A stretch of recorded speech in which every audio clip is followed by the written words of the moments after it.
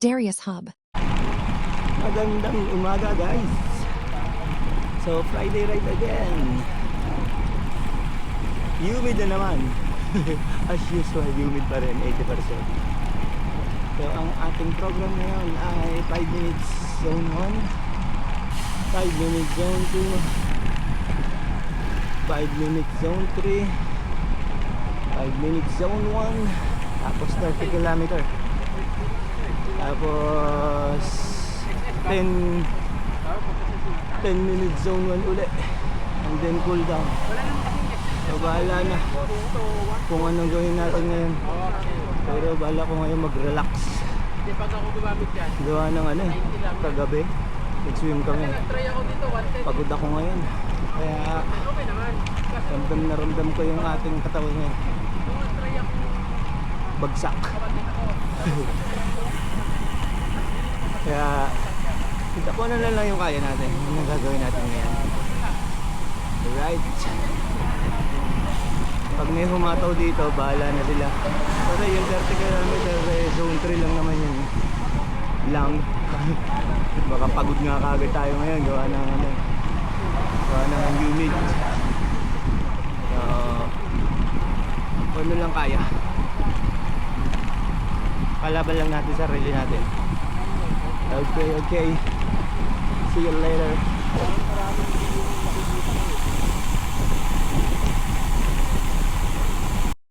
Uwi na tayo. Pwede pa lakarin yan. Pag wala yung pansit, napaplat. Lang yan kung kailan Kung kailan ako magpapakari eh. Mag-video ka na para late ka uwi. Oo, para may paalam ka na kay Weng. Kung kailan magpapakari, doon pa nadali. Birthday flat. Hydration ko pa naman sana eh. Hindi, ano pa sana? Pwede naman. Imbis na mamon ngayon, medyo ano naman. Itolyukin nga, basta bakala. Green Colyocan, tubig. Grabe yun. Pangatlong flat na inayos ni Ronald to Simula kanina ang madaling Ngayon lang to eh.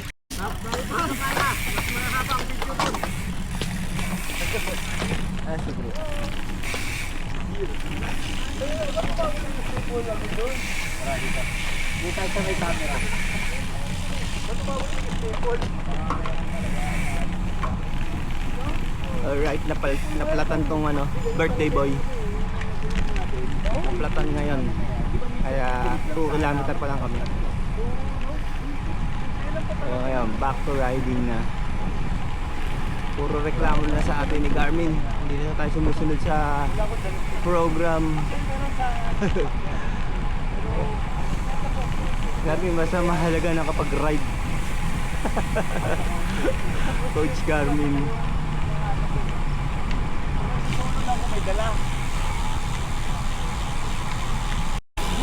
Mukhang meron na namang naplatan sa amin.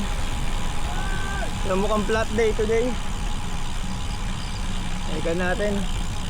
Papunta na sana tayong 5 kilometer ngayon. Lagpas lang namin ng 4 something eh. Nakita ko sa marking. So doon pagkababa kasi dito ng tulay 5 kilometer. So meron na naman tayong naplatan. Pangalawa na sa ride. Kanina doon sa parking meron din. So mukhang flat day today. Sana wag tayong madali ng flat. Okay. Hindi pa nangangainit eh. Kasi sa 2 kilometer. Tapos yun nga 4 kilometer. Every 2 kilometer yata kami mapaplatan ngayon. Pero wag lang, sana last na yun.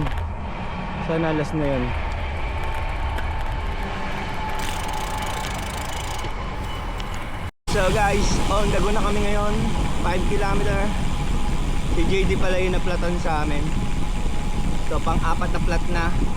2 sa parking, 2 sa every 2 kilometer. So let's go ngayon. Grabe yung humid habang nag-aantay ka. Ano ka na talaga, pawisan na. Para ka na rin nagra-ride. Nakakapagod yung init. May mga nauna na doon. So kami, dito lang kami.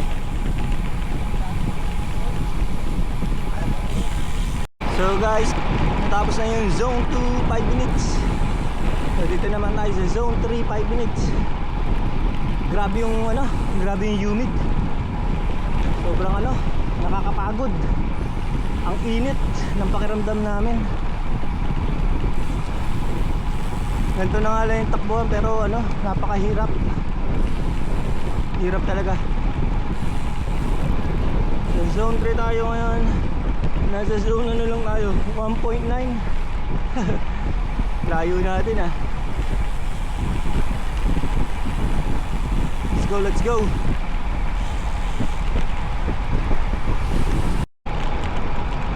Nagkamali pala ako ng paningin kanina. Akala ko zone 3 yun. Yung 5 minutes, tapos magzo-zone 1 5 minutes. So ngayon pasok na tayo sa 30 minutes na zone 3. So dito lang tayo sa ating grupo. Makikitrangko lang tayo dito.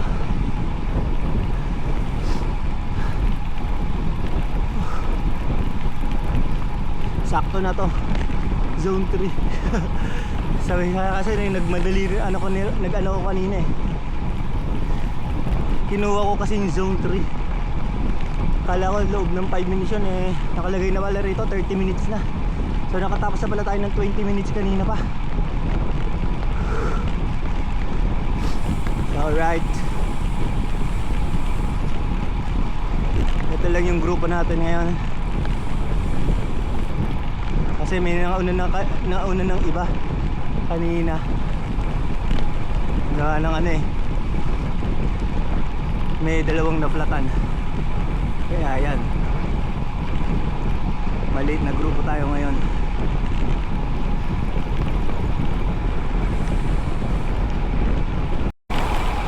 Alright guys, nakaka 15 kilometer na tayo sa total ride. Pero hindi ko alam kung ilan na dito sa natin. Tingnan natin sa relo. So may 23 kilometers so remaining. Naka 7 kilometer na tayo dun sa loob ng zone 3 natin for 30 kilometer.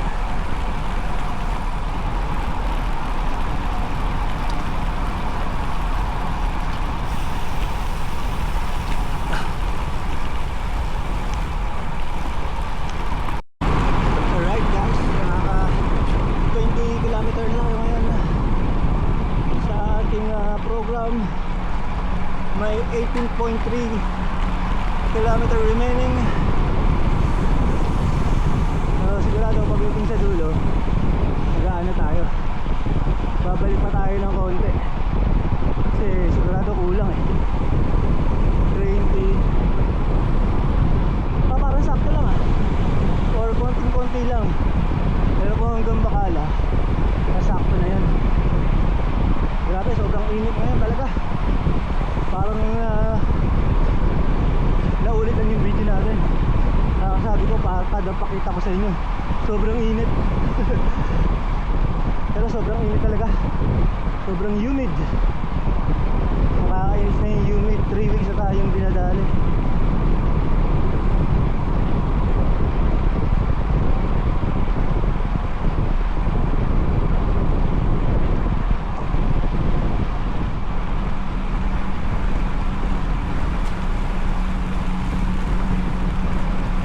Bike, bike! Bike, bike! Bike!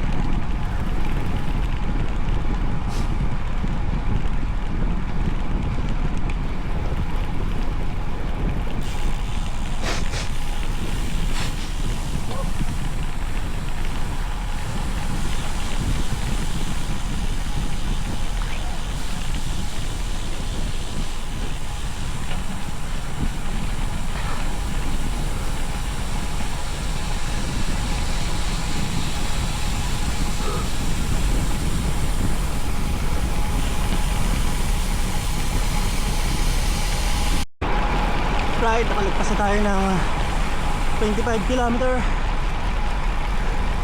Grabe yung takbuhan namin ngayon. Ang bilis.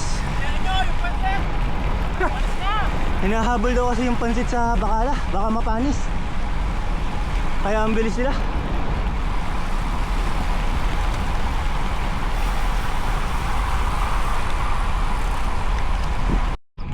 So nahulugan tayo ng bote. Nalaglag na naman tayo. Although nung nahulog yung bote natin, laglag na tayo eh. Ang bilis nila. Bilis. Napasama na naman tayo sa Zone 4, Zone 5 na takbuhan. Kaya ayan, katawan ko ngayon laspag na. Ilang ano ba? Ilang kilometer pa ba itong bubunuin natin?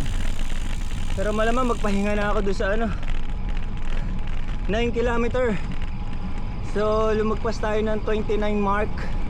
So may 2.8. Grabe, taas ng heart rate natin. Yari na naman tayo sa grade natin kay Coach Garmin. Ang haba nung ano, parang doon na naman sa tulay nagmabilisan. Kaya yan, yung katawan na naman natin laspag na naman. Pasok naman tayo sa zone 3 kasi nga zone 4-5 ba naman tayo kanina. Kaya ubos hininga, ubos lakas. Kaya ito, laspag. Katawan natin, laspag na laspag. Mamaya ko na tatapusin ko na lang mamaya sa buong ride yung ating program. Kahit yung cooldown niya napakahaba. Kalahati ng loop.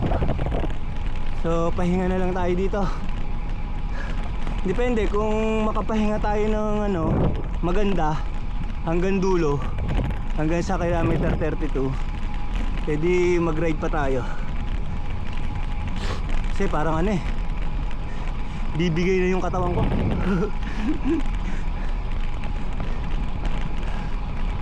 Grabe kasing takbuhan namin, para lagi may karera. Ano nangyari dito? Sila rin ba to? Sila rin ba to? Tingnan natin.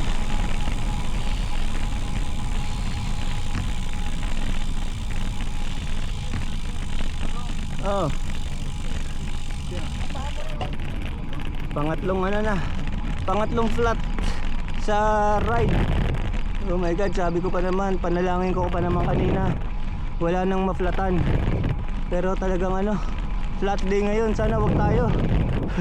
Dahil hindi ako nagdadala ng pamalit ng inner tube. Maasa lang sa sa tiwala sa bike natin na hindi tayo mapaplatan. Pero maganda talaga may dala, para kasi in case of emergency yun eh. So yan, 30 kilometer mark dito. Tapos sa ating remaining is 8 kilometer, 8.1 kilometer, para matapos natin yung buong 30. So ang taas ng heart rate ko. 3.8. Pasok doon sana natin sa program natin, pero dapat hindi ako nag zone 4-5 kanina. Syempre nadala ng emotions, kaya napasabay.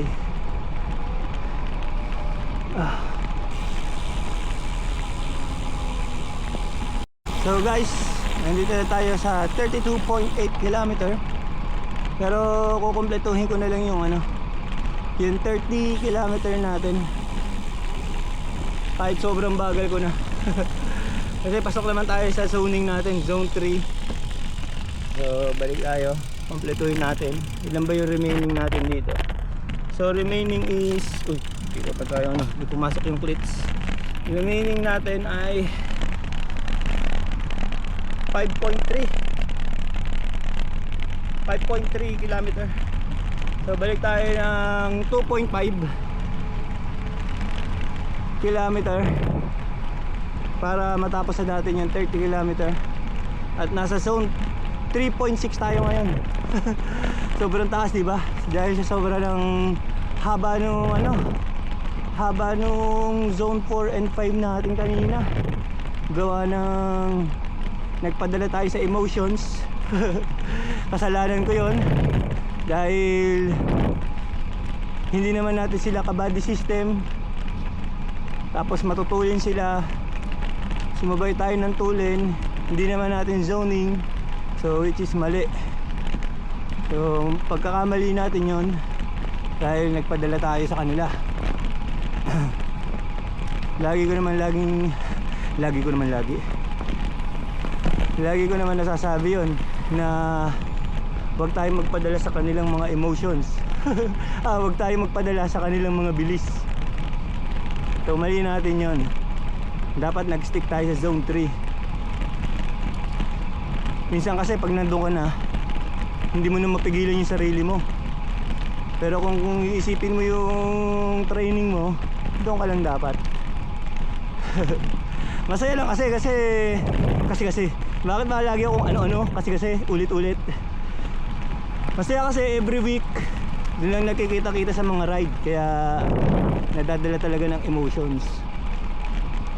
Kasi sa isang linggo mo solo ka lang wala kang kasabay, kaya yun yung isa sa mga dahilan na excite.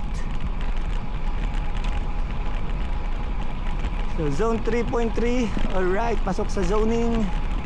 Kahit ganito lang ang takbo natin, 24, 25, basta pasok sa zoning, dapat ganito lang.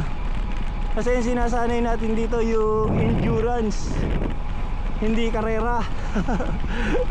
Katulad nung kanina, grabe yun, parang 10 kilometer yata na matulin na yung zone 4, zone 5 tayo.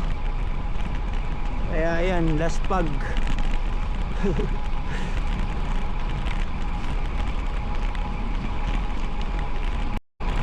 Hindi lang pala tayo last pag, laglag pa.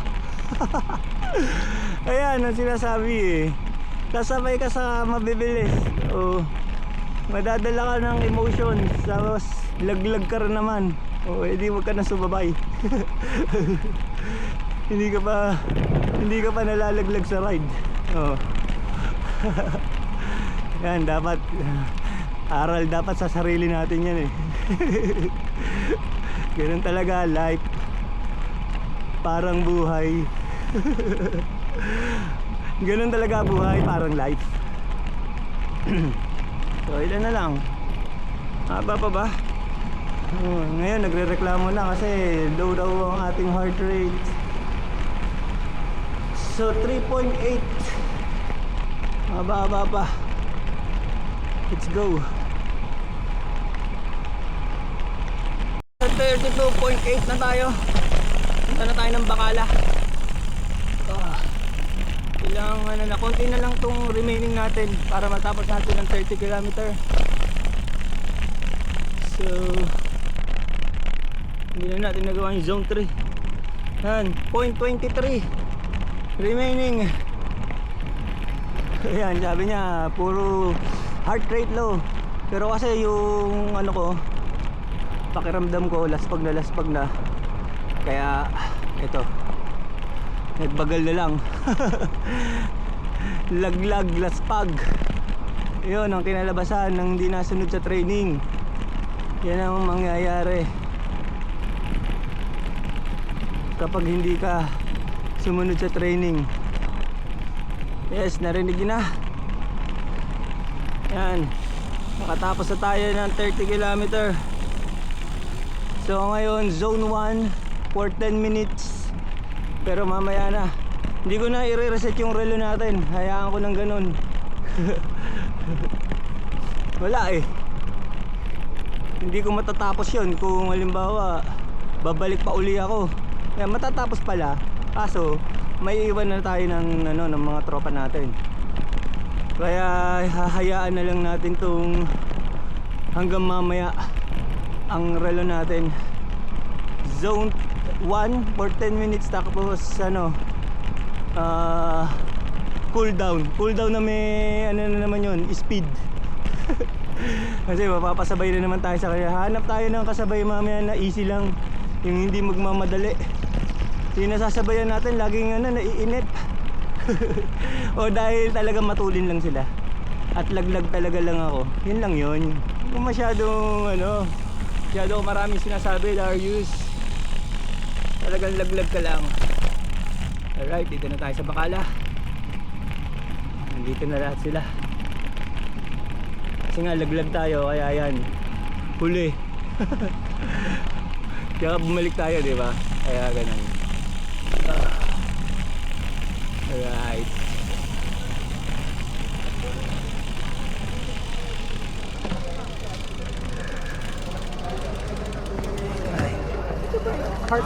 Laglag. Galing ka na ba dito? Alright, pabalik na tayo ngayon. So 5 minutes pa na zone 1 and then cool down na. Pero parang hindi na tayo makakapag-jack ng mabilis pa, dahil pagdating ko doon sa Bacala umalis na rin. Kasi tagal natin na gano'n 3 kilometer, halos 5 kilometer. Oh tama, halos 6 kilometer na yun bago tayo pumunta ng Bacala. Kaya pahingang-pahinga na sila. Kaya pagdating ko, konting lang, kwento, mga isang sentence lang. Umalis na rin. So let's go. Hanggang sa makauwi na tayo. Maka-parking. Hanggang sa makarating sa parking. Okay. Nakatapos na tayo ng zone 1 for 10 minutes. So ngayon ay cool down na. Cool down tayo hanggang sa makabalik na sa 0 kilometer 0. Nakakailang kilometer na ba tayo dito? Pero hindi ko pa nakakita ko yung marking So basta yun ang mangyayari. Pero mag-easy na lang tayo. Hindi na tayo sasabay sa mga magmamabilis. Ano na lang tayo ngayon, para na lang tayong hindi na parang talagang nagpo-pull down na lang tayo. So pag may pumarampas, hayaan na natin sila. So ayan, nakaka 3 kilometer na pala tayo dito sa pabalik. Bayaan na natin itong mga magkarampasan.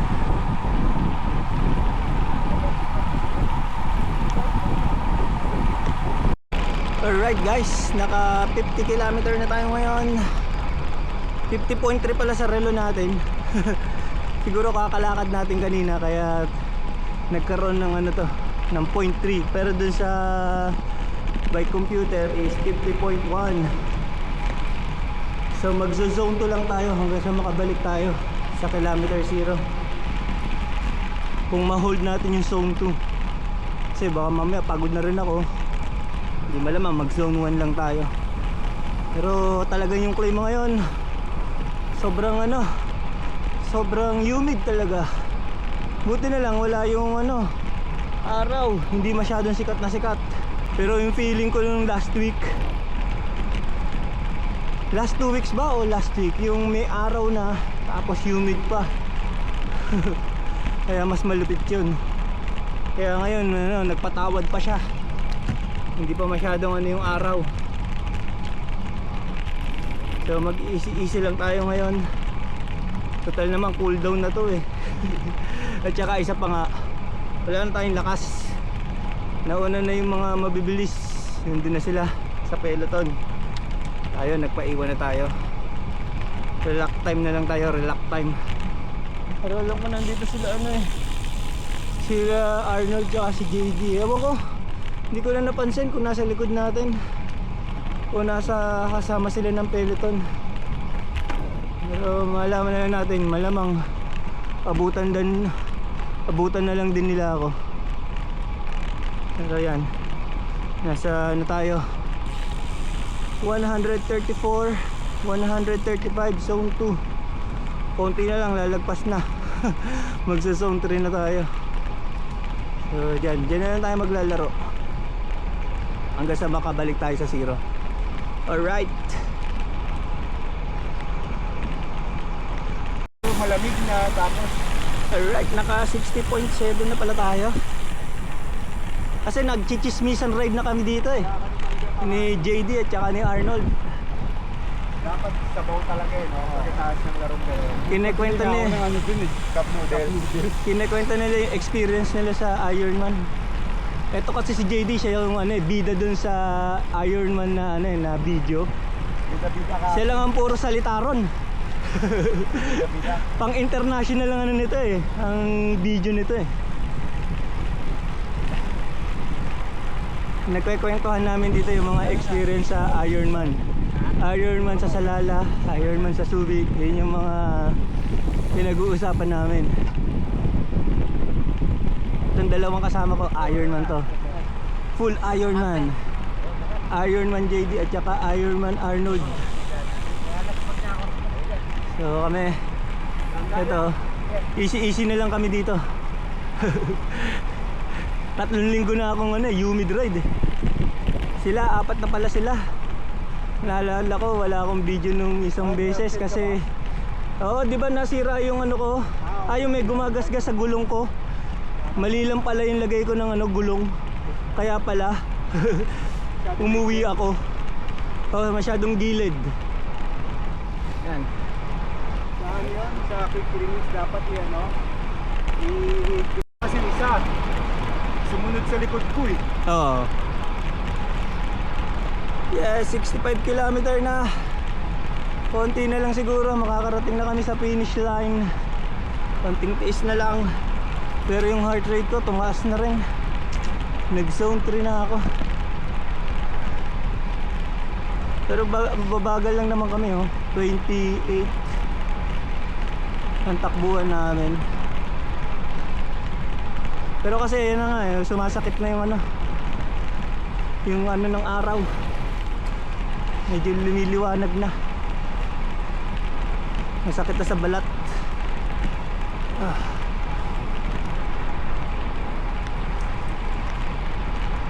Tumirik na ako.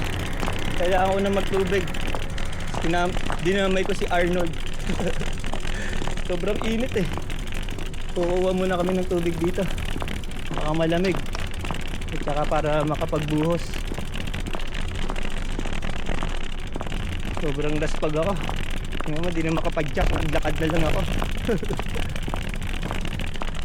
Ay nako. Ginusto natin to eh, kaya ganyan.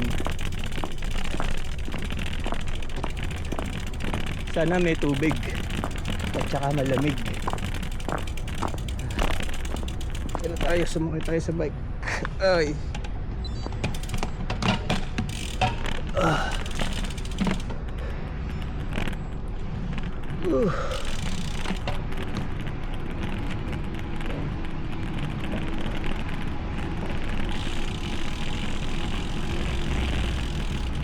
Ito na ang tubig. Si JP yata ito eh. Si JP pala to eh. Wala sa atang pula, pre. Grabe. Ay nako. Dato tayo nakapula. Mga tumire, mga nakapula. Maliligo. Maliligo kami. Alright. Nakaligo na ako dito. Nagbandaw na kami dito nang mawala-wala ang mga kahit pa paanong init, pero ayan, mainit pa rin, pero maginhawa ng konti dahil nga nakapaligo. Pero mamaya wala na rin to dahil matutuyo na tayo. Sarap nung ko doon, ligo ko rin ng anlaw ko, napakalamig ng tubig. Ito, pabalik na kami sa pabalik na kami dito sa bike lane. So pag ganito Flounder ka dyan, grabe. lakad lang tayo dito, delikado. wala na tayong lakas. Sumiyap lang pa tayo.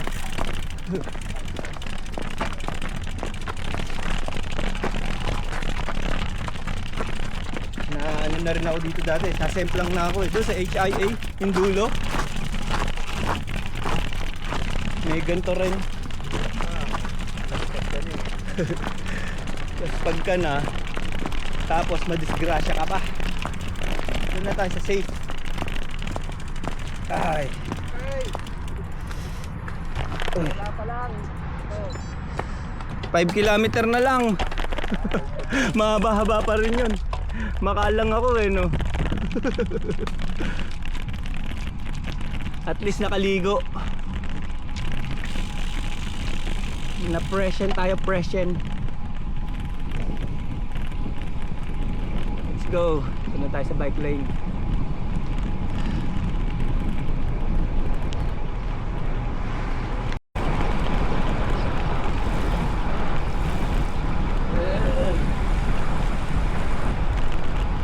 Konting tiis na lang, Arnold. Tatlo na lang.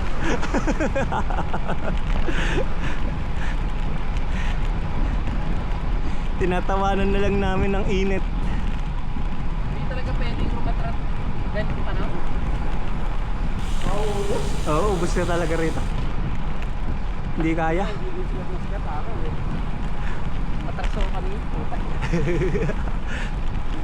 Iba lakas nila eh. Iba talaga lakas ng mga yon. Sanay na sila eh. Tayo wala eh. Hindi natin kaya. Tanggapin na lang natin talagang wala tayong kaya. Eh nung papunta tayo doon, ratratan din eh. Oo. Man. Si Emer na gano'n. 40. Si Emer na gano'n, nag-trigger eh.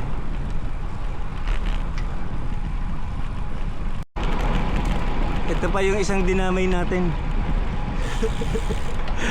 Dinamay natin sa pagtirek. Si JD. Yan dapat endurance ride lang. Pag mga nalalaglag, maraming dahilan eh. Interval kami, endurance lang. Hindi mo pag ano, pag naiiwan yun ang mga dahilan. May sinusunod kami program. Yan dapat lagi kayong kumpleto. Dahilan. Hindi ako, pag laspag talaga. Mahirap magdahilan, baka sabihin nila eh, laspag ka naman talaga. Paglaglag, laspag. Aray ko po. Bale, konti na lang kami. Makaka-finish line na. 1 kilometro na lang yata to. Kala ko 5 kilometer pa dun sa galing Tubigan eh.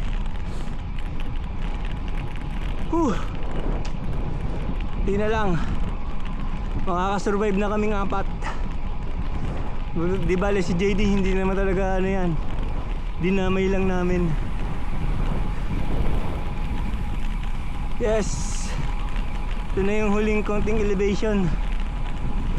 Tapos finish line na tayo. Alright, alright.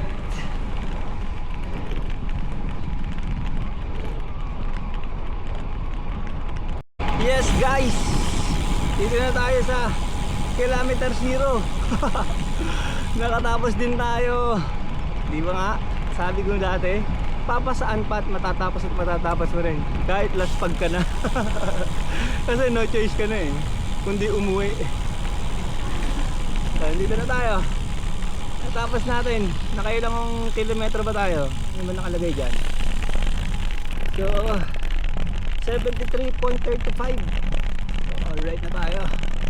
Natapos din sa wakas sa 2 hours and 41 seconds, 41 minutes 30 seconds. So ayos na rin yan. So thank you guys, thank you for watching. Bye bye. Darius Hub.